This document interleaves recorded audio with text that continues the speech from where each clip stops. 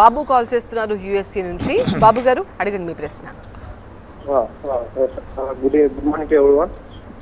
Good morning madam. Hello.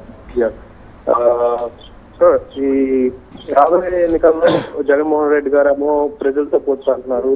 మరి మిగతా పార్టీలన్నీ కలిసి చీకటి ఒప్పందాలు చేసుకొని కలిసి వెళ్తున్నారు. ఈ చీకటి ఒప్పందం చేసుకొని కాంగ్రెస్ షర్మిల గారు చంద్రబాబుకు మద్దతు తెలుపుతూ కాంగ్రెస్ పార్టీకి అధ్యక్షుడిగా ఉండటం, సీఎం రమేష్ గారు బీజేపీలో ఉండి తెలుగుదేశం క్యాండిడేట్స్ కి కర్ణాటకలో, అదేవిధంగా కర్ణాటకలో ఉన్న కాంగ్రెస్ పార్టీ కూడా ఏ విధంగా పనిచేశారు ఇవన్నీ చూస్తాం. ఇవన్నీ చూస్తుంటే ఈ చంద్రబాబు నాయుడు అందరినీ పార్టీలకు పంపించి ప్రజల్ని మోసం చేసి చీకటి తెచ్చుకొని తన వాళ్ళని ప్రతి చోట పంపించి వ్యవస్థను మేనేజ్ చేసి ఇవన్నీ చేసి ఎలాగైనా ఎన్నికల్లో గెలుద్దాం అనుకుంటున్నాడు. ఈ విషయం చాలా మంది చదువుకున్న వాళ్ళకి తెలుస్తుంది. ఇది సీఎం రమేష్ గారు పని చేశాడని చెప్పి షర్మిల గారికి ఏ విధంగా వెనకాల నుంచి సపోర్ట్ చేసి ఏపీపీసీ అధ్యక్షురాలు ఇప్పించి రేవంత్ రెడ్డికి తీసుకొచ్చి ప్రచారం చేస్తుంది. ఇదంతా సామాన్య ప్రజలకి ఇదంతా తెలియదు. జగన్మోహన్ రెడ్డి ప్రజల్లో వ్యతిరేకత ఉంటే ఈ పార్టీలన్నీ ఏకమవలసిన అవసరం ఏముంది? ఇవన్నీ జగన్మోహన్ రెడ్డి గారు సింగిల్ గా ఎందుకు వెళ్తున్నారు? ఇవన్నీ చెప్పి మీరు ఏ విధంగా దీని మీద స్పందిస్తారు? సందేశిపోతున్నారు సార్. ఇప్పుడు మీరు కొంచెం అంతా పాలిటిక్స్ గమనిస్తున్నట్టున్నారు. క్లియర్గా మీరు చెప్పారు ఏంటంటే 3 పార్టీలు కలిసి తెలుగుదేశం పార్టీ డిసైడ్ చేస్తుంది జనసేనలో ఎవరు పోటీ చేయాలో, భారతీయ జనతా పార్టీలో ఎవరు పోటీ చేయాలనేది. ఎందుకని ఈ జనసేనలో భారతీయ జనతా పార్టీలో ఉన్నటువంటి లీడర్లందరూ కూడా ఈ ప్రభుత్వం రాకముందు తెలుగుదేశంలో ఉన్నటువంటి వాళ్ళే. సీఎం రమేష్ గారు కానీ, లేదంటే సుజనా చౌదరి గారు కానీ, చాలామంది ఆల్మోస్ట్ చాలు ఈ జనసేనలో కూడా కొంతమంది తెలుగుదేశం వాళ్ళని అందులో పంపించడము, వాళ్ళ సీట్లు అడ్జస్ట్మెంట్ చేసుకోవటము, ఇదంతా కూడా ఏంటంటే ఒక పెద్ద కుట్ర. దీంతోపాటు ఏంటంటే కాంగ్రెస్ పార్టీ జగన్మోహన్ రెడ్డి గారి ఓట్లు కొన్ని చేల్చాలని, భారతీయ జనతా పార్టీతో కలవాలని, ఇది ఒక స్ట్రాటజీ అనమాట. ఈ స్ట్రాటజీలన్నీ ఆంధ్ర రాష్ట్ర ప్రజలకు బాగా తెలుసు. ఎందుకంటే చంద్రబాబు నాయుడు గారి యొక్క నైజం ఏంటి, ఆయన ఆలోచన ఏంటి, ఆయన ఏం చేశాడు, ఏం మాట్లాడుతున్నాడు, ఎట్లా చేస్తున్నాడు అని చెప్పని ఈ 175 స్థానాలు ఆంధ్రప్రదేశ్లో ఉన్నప్పటికీ కూడా 3 పార్టీలుగా పోటీ చేసినప్పటికీ కూడా ఇదంతా కూడా చంద్రబాబు నాయుడు గ్యాంగ్ అనమాట. ఎల్లో గ్యాంగ్ ఇదంతా కూడా. ఒక భారతీయ జనతా పార్టీ అని కండువాలు వేసుకోవడము, లేకపోతే జనసేనని కండువాలు వేసుకోవడము, అలా వాళ్ళు 10 సీట్లని వీళ్ళు 15 సీట్లని పంచుకోవటము, ఇదంతా ఏంటంటే ఒక రకమైనటువంటి గేమ్ ఆడుతున్నారు, గేమ్ ప్లాన్ ఆడుతున్నారు. ఇది జగన్మోహన్ రెడ్డి గారి దగ్గర సాధ్యపడదు. అది జగన్మోహన్ రెడ్డి గారు 50% పైగా ప్రజలకి మంచి చేసి మేలు చేసి నేనున్నానని చెప్పని ఒక భరోసాని ఇచ్చినటువంటి వ్యక్తి 5 సంవత్సరాలు అధికారంలో ఇస్తే 2014 నుంచి 19 వరకు ఏం జరిగిందండి? నీ కొడుకు ఓడిపోయాడు, నీ మంత్రులు ఓడిపోయారు, నీ ఎమ్మెల్యేలు ఓడిపోయారు, తుక్కుగా ఓడిపోయారు, 23 మందిలో 10 మంది పక్కకు పోయారు.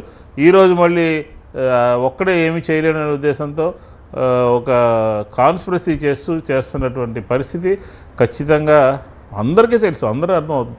కాంగ్రెస్ నుంచి కొంతమందిని పోటీ చేయించి ఓట్లు చీల్చాలని, భారతీయ జనతా పార్టీ జనసేన కలిపి ఒక పార్టీ కింద తయారు చేసి అంతా కూడా కూటమిలాగా తయారయ్యి జగన్ గారిని ఓడించాలని జరిగే పనేనా చెప్పండి? ఎవరైనా సరే మేము జగన్మోహన్ రెడ్డి గారు ఈరోజు కూడా ఒక సవాల్ విసిరారు.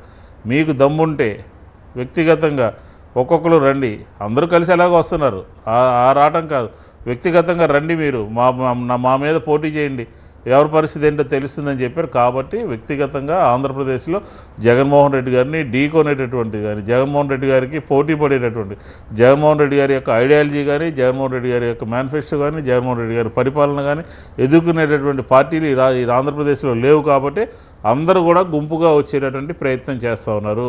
ప్రజలందరూ ఆశీర్వదిస్తారు. ప్రజలందరూ కూడా ఎవరైతే మనల్ని ఆదుకుంటారో, ఎవరైతే మన గురించి ఆలోచన చేస్తారో, ఈ రాష్ట్రంలో 13% ఉండేటటువంటి పేదరికము జగన్మోహన్ రెడ్డి గారు వచ్చిన తర్వాత 6% తగ్గింది. అది మేము చెప్పడం కాదు, మా ప్రభుత్వం చెప్పడం కాదు, నీతి ఆయోగ్ అని చెప్పిన ఢిల్లీలో ఉండేటటువంటి ఒక ప్రభుత్వం చెప్పినటువంటి మాట. అంటే పేదరికం తగ్గింది, కొనుగోలు శక్తి పెరిగింది, అందరూ చదువుకుంటున్నారు, అన్ని వర్గాల వారికి ప్రభుత్వం కూడా అండగా ఉంటుంది. ఇలాంటి సందర్భంలో జగన్మోహన్ రెడ్డి గారిని ఓడించాలని చెప్పని 3 పార్టీలు కలిసి వస్తున్నాయంటే వాళ్ళు ఎంత వీక్గా ఉన్నారో మనందరికీ అర్థమవుతుందని చెప్పని 175 పోటీ చేసేది అంతా కూడా ఒకటే పార్టీ అని, ఇందులో 3 పార్టీలు లేవని, అందరూ ఆ పార్టీలో చేరి పోటీ చేస్తున్నారని చెప్పని ఈ సందర్భంగా చెప్తాను. కూటమిలో భాగంగా విజయవాడ వెస్ట్ సుజనాకి ఇచ్చారు. మరి అక్కడ మీ విజయ అవకాశాలు ఎలా ఉండబోతున్నాయండి? ఇప్పుడు ఉన్నటువంటి పరిస్థితుల్లో విజయవాడ వెస్ట్ అక్కడ భారతీయ జనతా పార్టీ తరపున సుజనా చౌదరి గారికి ఇవ్వడం జరిగింది. ఆ సీటు కూడా తెలుగుదేశమే అక్కడికి ఇప్పించింది. తెలుగుదేశము జనసేనకు అనుకున్నటువంటి సీటుని చంద్రబాబు నాయుడు గారు జనసేన మాట్లాడుకుని అక్కడ భారతీయ జనతా పార్టీకి ఇచ్చారు. అంటే కుట్రతో ఇచ్చారు, వాళ్ళ మనుషుల్ని అకామిడేట్ చేయడం కోసం ఇచ్చారు. ఖచ్చితంగా కృష్ణా జిల్లాలో ఎన్టీఆర్ జిల్లాలో ఓడిపోయేటటువంటి తెలుగుదేశం ఓడిపోయేటటువంటి సీటు ఏదైనా అది మొట్టమొదటి సీటు ఏదైనా వెస్ట్ నియోజకవర్గం. ఎందుకంటే అక్కడ వైఎస్ఆర్ కాంగ్రెస్ పార్టీ చాలా బలంగా ఉంది. అక్కడ ఉన్నటువంటి క్యాస్ట్ ఈక్వేషన్స్ కానీ, అక్కడ ఉన్నటువంటి గత 5 సంవత్సరాల్లో మేము చేసినటువంటి పరిపాలన కానీ, వైఎస్ఆర్ కాంగ్రెస్ పార్టీకి ఆయా సామాజిక వర్గాలు బలంగా ఉన్నటువంటి తరుణంలో ఖచ్చితంగా వెస్ట్ భారతీయ జనతా పార్టీ ఓటమి పాలైనటువంటి మొట్టమొదటి సీట్ ఏదంటే విజయవాడ వెస్ట్ అని చెప్పొచ్చు. కాబట్టి ఎందుకనే నా మాట అంటున్నామంటే భారతీయ జనతా పార్టీ ఎప్పుడూ కూడా ఆంధ్రప్రదేశ్ సంబంధించినటువంటి దాంట్లో జాతీయ పార్టీలు ఎప్పుడూ కూడా అన్యాయం చేస్తూ ఉన్నాయి తప్ప న్యాయం చేసినటువంటి పరిస్థితి లేదు.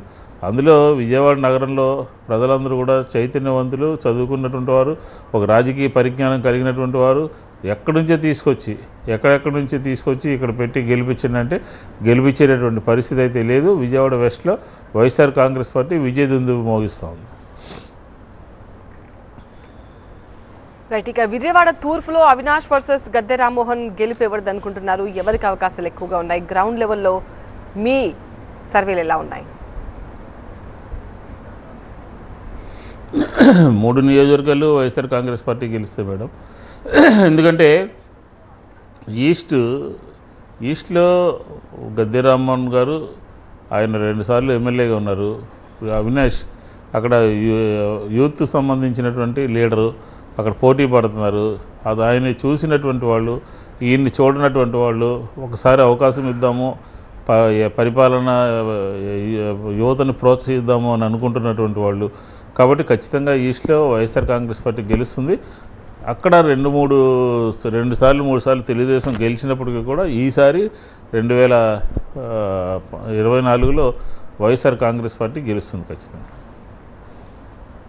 రైట్, ఇప్పుడు ఎన్నికలకు సమయం ఎక్కువగా ఉంది కాబట్టి ఇది టీడీపీకి కలిసి వచ్చే అంశంగా భావిస్తున్నారా? దీన్ని మీరు ఏ విధంగా యూటిలైజ్ చేసుకోబోతున్నారు? అంటే జనరల్గా ఏంటంటే ఒక రాజకీయ పార్టీకి సమయం ఎక్కువ ఉంటే ఇంకా ప్రజలను ఎక్కువ కలవడానికి అవకాశం ఉంటుంది. మేము ముందు నుంచి కూడా గడప అని చెప్పని యంత్రాంగం అంటే పార్టీ యంత్రాంగంతో కూడా 1.5-2 సంవత్సరాల నుంచి తిరగడం జరిగింది. తెలుగుదేశం వాళ్ళకు సంబంధించి వాళ్ళు ప్రజల దగ్గరికి వెళ్ళింది ఏముంది? ఎప్పుడు ప్రజల దగ్గరికి వెళ్ళి మేము ఇది చేస్తాము అది చేస్తామని చెప్పడం కదా. వ్యక్తిగత దూషణలు, వ్యక్తిగతంగా ప్రభుత్వం మీద మాట్లాడటమే తప్ప ఇది చేస్తాము ఇవన్నీ ఒక భరోసాని ఇచ్చే, ధైర్యాన్ని ఉండేటటువంటి పరిస్థితి లేదు. కాబట్టి వైఎస్ఆర్ కాంగ్రెస్ పార్టీకి సమయము ఎక్కువ ఇవ్వటం ద్వారా ప్రజల్లో మరింతగా అర్థమయ్యేటట్టు ప్రజలకి కలిసి వాళ్ళతో వివరించి వాళ్ళతో మమేకం అవడానికి అభ్యర్థులకి ఎక్కువ సమయం ఉండటం చాలా మంచిది. ఆ విధంగానే మేము దాన్ని సద్వినియోగం చేసుకుంటాం.